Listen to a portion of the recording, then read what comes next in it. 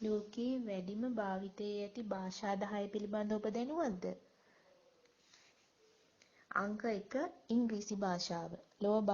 ලෝක භාෂාව ලෙස හැඳින්වෙන්නේ ඉංග්‍රීසි භාෂාව. වෙනත් මව් භාෂා කතිකයින්ට වඩා දෙවන භාෂාවක් ලෙස කතිකයින් වැඩිම ප්‍රමාණයක් භාවිතා කරන ඉංග්‍රීසි භාෂාව ලෝකයේ රටවල් 70කට වඩා භාවිතා වෙනවා. ඒ වගේම අන්තර්ජාලයේ වැඩිම භාවිත වන භාෂාව වන්නේ ඉංග්‍රීසි භාෂාව.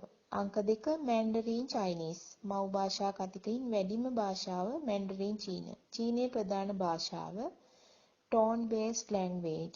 ඒ කියන්නේ ස්වරය වෙනස් වුණොත් අර්ථය වෙනස්. එක වචනයකට ටෝන් 4ක් තියෙනවා. අංක 3 හින්දි. ඉන්දියාවේ ප්‍රධාන භාෂාවක් වන හින්දි භාෂාව ඉන්දියාවේ වැඩිම භාවිත භාෂාවක්. දේවනාගරී ලිපි ලිවීම සඳහා භාවිතා කරනවා. උර්දු සමග කතාබස් වශයෙන් සමාන බොලිවුඩ් චිත්‍රපට හරහා ලෝක ප්‍රසිද්ධ වෙච්ච භාෂාවක්. නමස්තේ කියන වචනේ ලෝකයේම දන්න භාෂා වචනයක් බවට පත් වුණේ ඒ නිසා.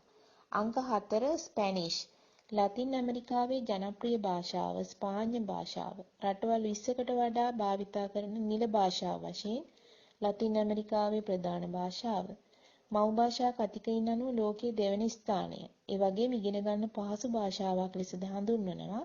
ලෝකයේ ව්‍යාප්ත වෙන වේගය අනුව ඉක්මනින් ව්‍යාප්ත වෙනවා. අංක 5 ෆ්‍රෙන්ච්.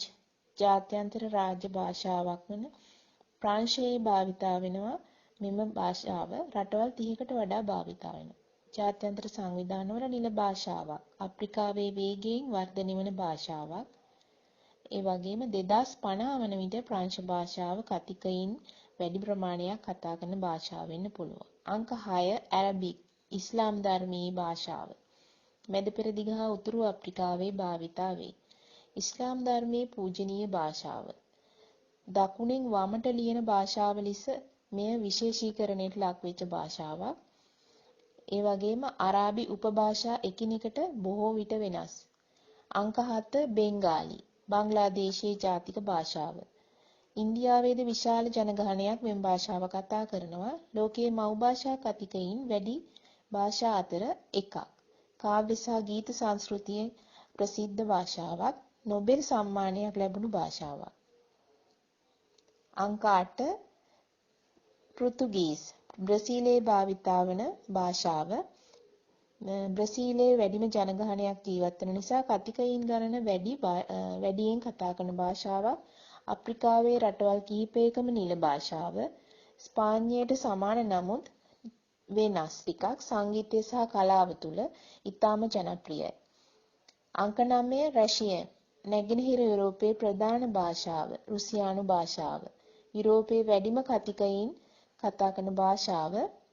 සිරිලික් ලිපි ලිවීම සඳහා භාවිතා කරනවා. සෝවියට් යුගයේ රටවල් ගණනාවකම භාවිතා වුණා. දිග්ගම වචන තියෙන භාෂාවක්. අංක 10 උර්දු. පාකිස්තානයේ ජාතික භාෂාව උර්දු. ඉන්දියාවේද කතිකයින් විශාල පිරිසක් කතා කරන භාෂාවක්. අරාබි පර්සියානු ලිපි ලිවීමේදී භාවිතා කරනවා. කාව්‍ය සහ සාහිත්‍ය සඳහා ප්‍රසිද්ධ භාෂාවක්. උර්දු කාව්‍ය ලෝක ප්‍රසිද්ධයි. මේ ලෝකයේ වැඩි වශයෙන් භාවිතා කරන භාෂා 10. ඔබ මේ තුලින් යම් දැනුමක් ලැබුවාද? ඔබේ දැනුමට අලුතින් යමක් එකතු කරගත්තේ නම් පහලින් ඇති කමෙන්ට් සෙක්ෂන් එකේ ඔබේ කමෙන්ටුව පළ කරන්න. ස්තුතියි.